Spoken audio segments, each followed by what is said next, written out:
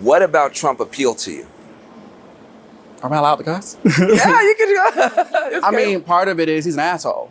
I like authenticity. Okay. So perhaps it doesn't matter. The object of this assholery doesn't matter at all. You just like the.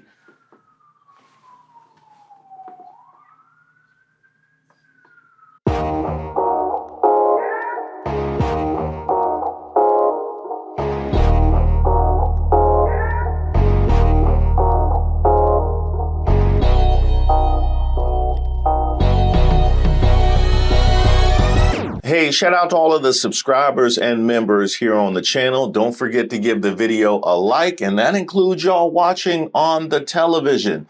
This is Who Raised Y'all, and I'm Reese Waters. This is where we highlight those unique individuals going above and beyond to make society worse. He made a plea to me, Van Jones, total sleazebag. You know, the kinds of people you'll see asking to speak to the manager at the pearly gates. I want to talk to the manager. Now, I, for one, would like to address all of you guys in my comments and in my mentions, sending me emails, which you can do at admin@reesewaters.com, asking me, did you see what happened with Van Jones? Did you see the Van Jones segment? Yes, I saw the Van Jones segment. Van, what are your thoughts?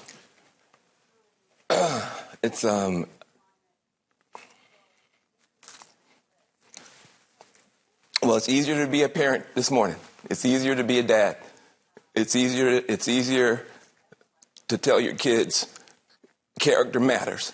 It matters. Telling the truth matters. Being a good person matters. Oh, that wasn't it? That wasn't what y'all were referring to?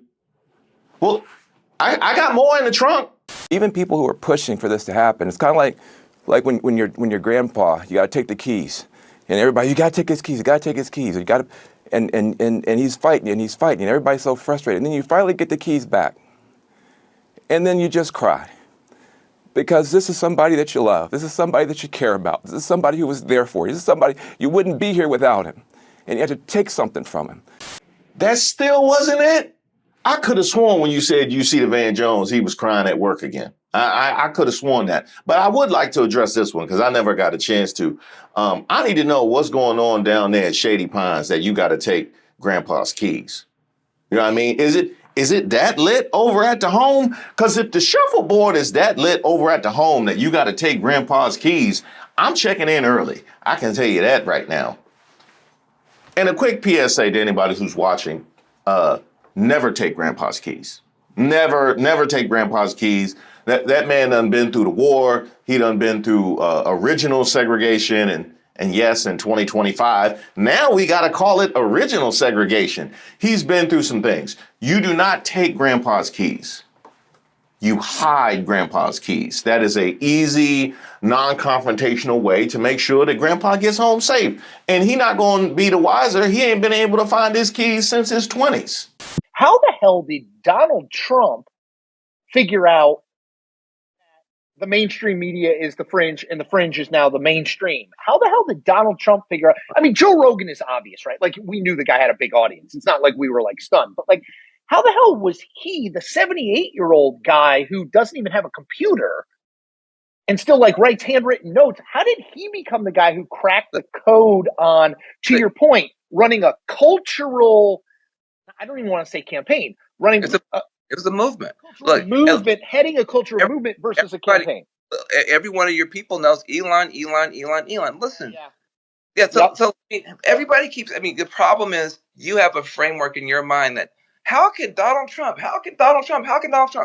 Guys, can we cut it out? Donald Trump is not an idiot. Donald Trump, let me just be very clear. Donald Trump is smarter than me, you, and all critics. You know how I know? Because he has the White House, the Senate, the House. Totally agree. The popular vote. He has a massive media ecosystem bigger than the mainstream built around him and for him, and a religious fervor in a political movement around him. And his best buddy is the richest person in the history of the world, and the most relevant Kennedy is with him. This dude is a phenomenon. He is the most powerful human on earth and in our lifetime, and we're still saying, well, how was this guy? We look like idiots to ordinary people. You're totally right. And naturally, a man who protects his ego as aggressively as Donald Trump does would receive that quite nicely. You know what I mean? You got to think that kind of shameless promotion would be acknowledged, would it not? I saw a guy named Van Jones. He's I don't think anybody knows who he is. He's a commentator for CNN. And he came to see me in the White House, and he was crying. I remember that. He was crying.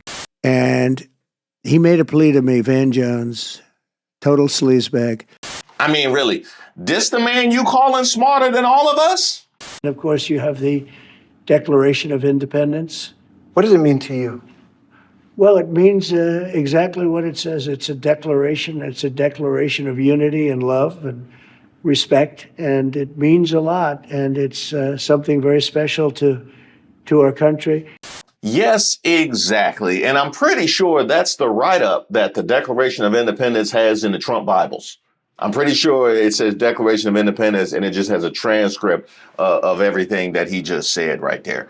The Continental Army suffered a bitter winter of Valley Forge, found glory across the waters of the Delaware, and seized victory from Cornwallis of Yorktown. Our army manned the airport. It ran the ramparts.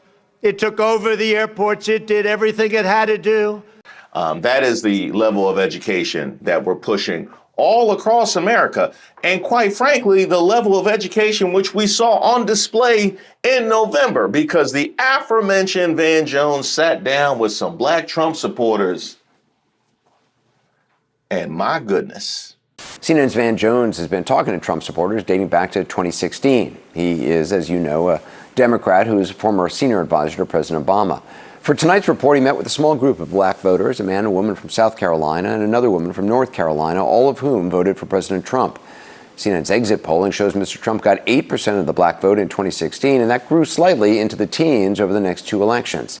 Now, keep in mind, as we do need to keep in mind with all of these conversations, all of these talking points and all these thought pieces that we heard prior to the election, we are talking about 8% growing to 13. Go ahead. Here's Van's report from Greenville, South Carolina.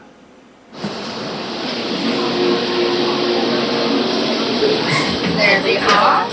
You do well. And here we are in South Carolina with 3 Trump voters. You weren't always a Republican. No. Actually, I come from a family that was like super Democratic. My first time voting, I voted Democrat. I voted for Joe Biden. So let me get this straight. You voted for Joe Biden, so that would be in 2020.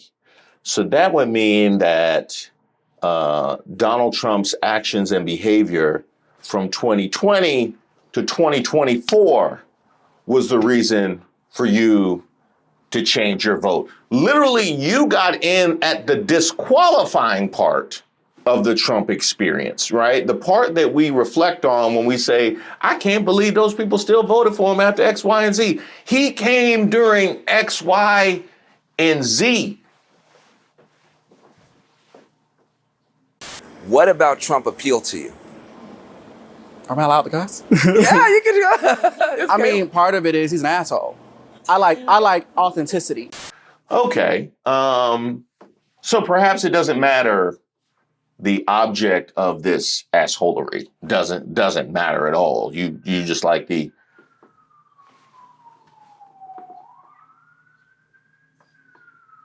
Now, we saw sentiment like this with the Latino family immediately after the election, where the son said that he likes that Trump just speaks his mind, despite the fact that he was talking to you. So perhaps it doesn't matter the object of this assholery, just that it exists. Got it. You voted for Obama then you voted for Hillary Clinton in 2016, but 2020 you voted for Donald Trump. What made the change? I began listening to someone. Her name is Candace Owens. Eject! Eject. No, pack it up. Pack it up. If I was production, I'd go ahead and pack my stuff up. But since you mentioned that you've been listening to someone, her name is Candace Owens, have you listened to her lately? Are you still listening to Candace Owens? That's what I want to know. I never thought that I would see a day where I would be rooting for a university above Donald J. Trump and his administration. But I don't recognize his administration right now. I don't recognize what's happening. I have a theory. I do. We were kicking around some theories earlier, me and the team, and we were going, how could Trump be such a free speech enthusiast and allowing these things to happen? Going after college universities, trying to suppress speech, while pretending that you're not suppressing speech, while pretending that you're fighting DEI. It's so messy. It's so obvious. Everyone knows what you're doing. People who are still trying to grift, I suppose, are not willing to challenge you on this, which is ridiculous, because when you are out of office, we are going to have to live with these consequences. Our children are going to have to grow up in this America, okay? So when you threaten our speech, it's not worth it so that we can have pom-poms and go hurrah for a couple of years, then go, okay, well, yeah, now it kind of stinks because, we're getting arrested for wrongthink. We got David Friedman. Yeah, arrest him. Arrest Tucker Carlson and Candace Owens. Get them. I love it. And if you think it's going to stop with college campuses, you're out of your mind. So you better buck up and root for Harvard University in this fight. And I read her book, and it just opened my eyes to maybe he's not this person that I have been led to believe that he was. And what you are seeing right here is exactly why so many of us respond to this heel turn that Candace Owens has shown with regards to Trump and the MAGA movement in the way in which we do. She has done, quite frankly, far too much. But in the same ways in which I always lament, how is it that people really spend their time on X all day trying to defend Elon Musk when he wouldn't even throw their resume in the recycling bin. He would put it directly in the garbage, make sure that nobody ever sees it again and it's never used again in our proper society.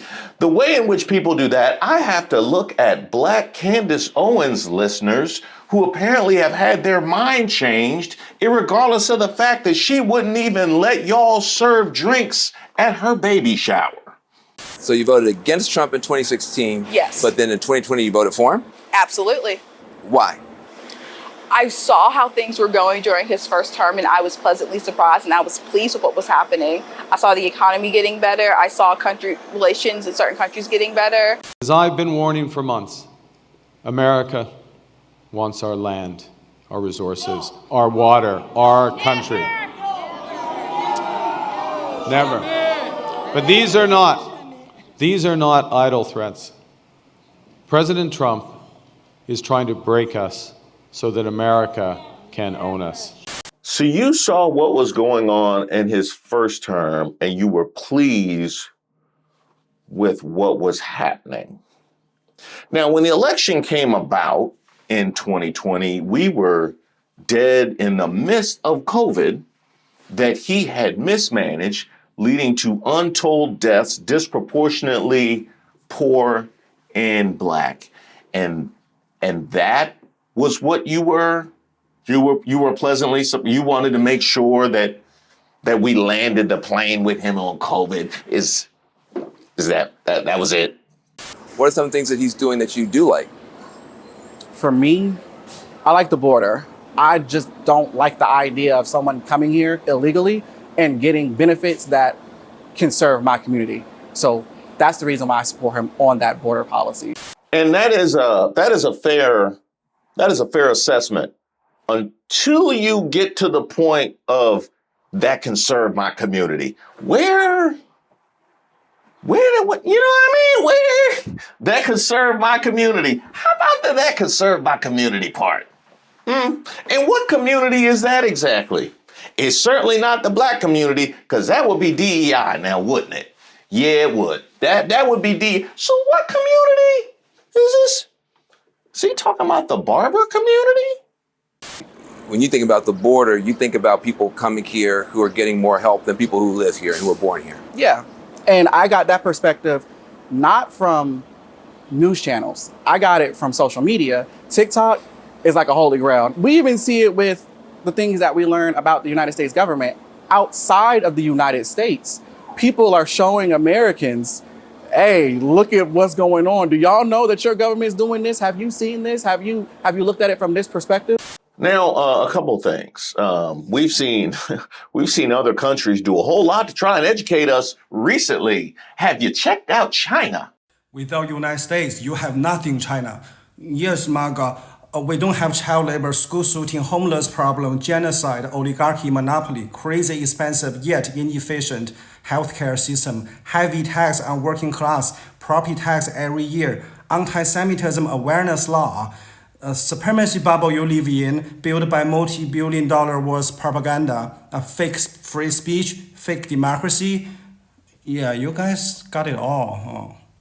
Also, we don't have MAGA. Have you checked out China? In fact, I think Canada got some things to say. The UK and the European Union got some things to say, especially when it comes to Trumpism. You act like Canada betrayed some sacred conservative ideal, but my friend, no, they dodged a bullet, your bullet, and they didn't even have to storm their own capital to do it. But let's talk about the real reason you're upset, because deep down you know Canada just reminded the world that Trumpism is a cautionary tale, not a blueprint. Carney may be liberal, Irish, and globally respected. There's an idea. But unlike your guy, he's not under indictment in 4 jurisdictions and doesn't have to confuse his wife with his daughter. And since you brought up lineage, yes, Canada is learning from our mistakes, just like your mom did. After what I can only assume were several failed attempts to create a decent human being, she finally stopped. You were the last roll of the genetic dice, the one that made her say, you know what, I'm just going to get a dog. So go ahead and continue to consume all that social media content that originates abroad. It's going to be a very bumpy ride for you. I can tell you that.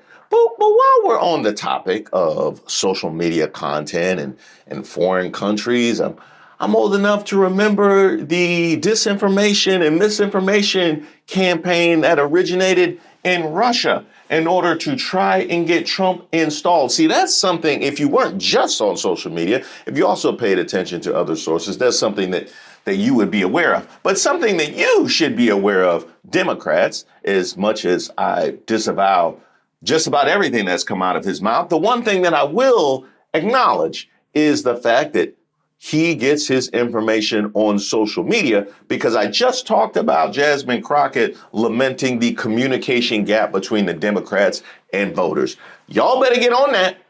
You know, people, when they think about a Trump voter, they usually think about like a white dude with like a red hat on and a pickup truck, and y'all are not that at all. So,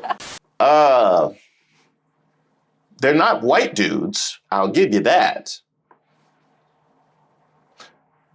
The rest of it checks.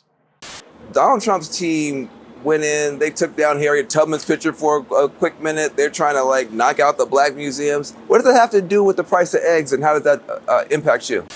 Ooh, okay. Let me start with the question. Because Van Jones said, they're talking about taking down the Harriet Tubman, and this goes much deeper than that. Obviously, there are many more figures that have had their records removed. It's why they've had their records removed. It's black excellence and female excellence and LGBTQ excellence. It's a great number of peoples whose histories are being erased in the name of worshiping white male heroes. Why don't you frame it that way? Because that is what we're talking about right here. But you say, what does that have to do with the price of eggs? Well, how is the price of eggs? I mean, we can go here, we can go here. You know what I mean? Which way you want to go? In some ways, it's a slap in the face. In other ways, I don't care. I care more about how I'm going to take care of my children. Okay, so in some ways it's a slap in the face, and in other ways I don't care. Is it a slap in the face, or do you not care? Because here's the thing. If they're going to slap you in the face, does that not speak to the level of regard they have for you and your children? You know what I mean? I can't. Hey, I know you slapped me in the face, but can you give me a ride home? You don't think the slap in the face would affect their effort to make sure you get to your destination safely? Those two things are not related? What? You know what I mean? I'm trying to You don't think the slap in the face affects your ability, and the disregard shown by the slap in the face affects your ability to take care of your children? Really? I don't think the average American cares about that. I know I am sick and tired of seeing Black people sit there and complain about something, but not taking action and steps to actually try to change things in an appropriate manner. Okay, let's start with, I don't think the average American cares about that. I would agree with that. I would agree with that, because we are not the average American. So absolutely, your average American does not care about that. That's why that's been allowed to happen unchecked at this particular point in time. Now, the pivot that you make between that happening and I'm sick and tired of Black people complaining. So let me get this straight. So they do the thing. Trump does the thing, and the ire is at Black and people sick and tired complaining without taking the proper steps. So he's free to do the thing. He's free to do whatever. Your ire is at the Black people not taking the proper steps. I would hate to be your friend. You won't believe what happened to me at work. You know what I mean? Not only did they steal my paycheck out of my locker, then I got demoted and they keyed my car. Yeah, but did you take the proper steps in order to regulate? No, because I'm sick and tired of you complaining without taking the proper steps. And by all means, I would love to be the dispatcher if you ever needed help. Under the Trump and Biden administration, they came to certain agreements with police departments to be less brutal toward the Black community. Trump has now ended all that. How does that help the Black community? I have a lot of issues with police reform and just with how police officers are treated as a whole. That was your response? That was your response. How do you feel about the status of police reform? Quote, I have issues with police reform and how police officers are treated as a whole. Now, I'm wondering, what specific issues does she have with the way that they're treated as a whole? Is it qualified immunity that she has a problem with? Or the fact that Trump is dangling blanket immunity? Is that what she has a problem with? Is it that the PBA is out here offering endorsements and refusing to cede any wrongdoing on behalf of police officers really anywhere ever? Is that what you got a problem with? Because I would understand if you would. My husband is currently going through the process to become a police officer. The amount of hatred that cops get, even the best ones, I think has become a huge problem, because it has been, especially around election times, when it definitely comes out of like, oh no, the cops are bad, the cops hate you because you're Black, they're immediately deemed as evil. I'm sorry, did you just change the subject?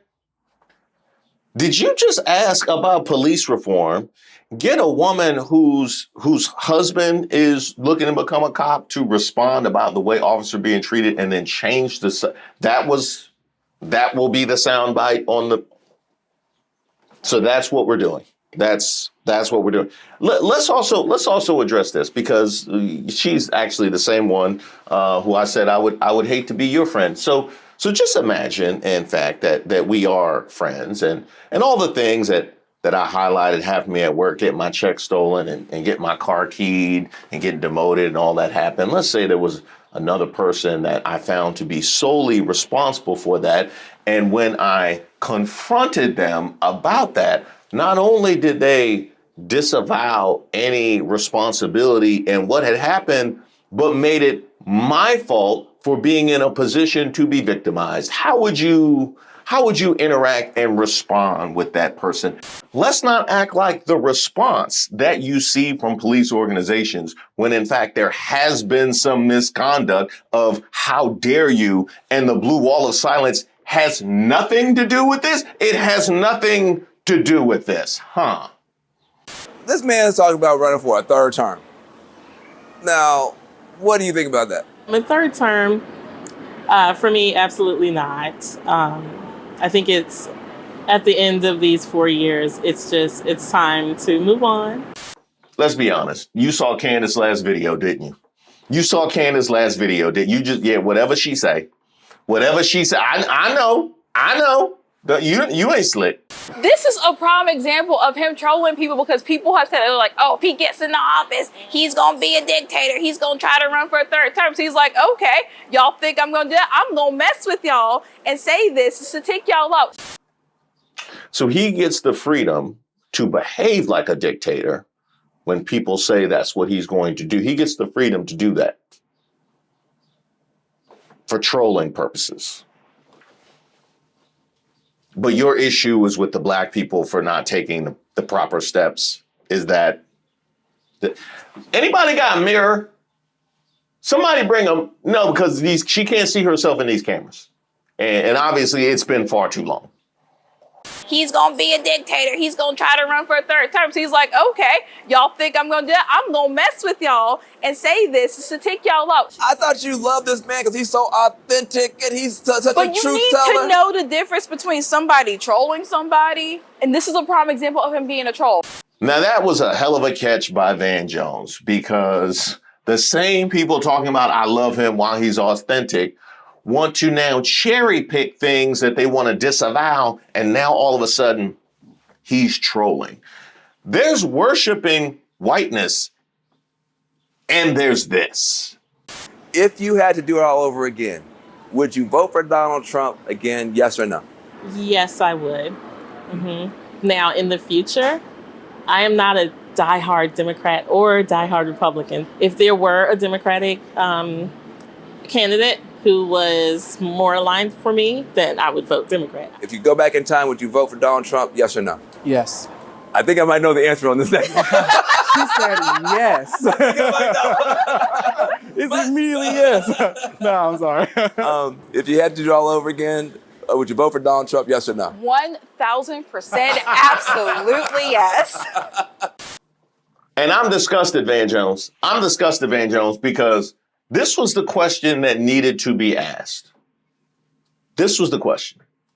What would Donald Trump have to do to make it so that you would not vote for him if he ran? That's the question. I want to see their brains scramble and think about what he hasn't done yet or promised he's going to do that can be their response to the thing that would be disqualifying. What is it that he hasn't done yet? Who hasn't he attacked? What program hasn't he eliminated? Who hasn't he I want them to go and think about what it is that he hasn't already done or promised to do that would disqualify them from voting for him again. Because at the end of the day, their inability to provide a response in that regard gives you all of the information. We didn't need all of these words. Is there anything that he could do that would disqualify him in your eyes? You know, other than being black. Thank you guys so much for supporting the channel. I'm excited to announce an addition to the family.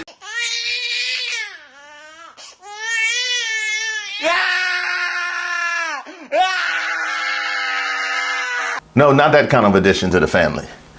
At least I don't think.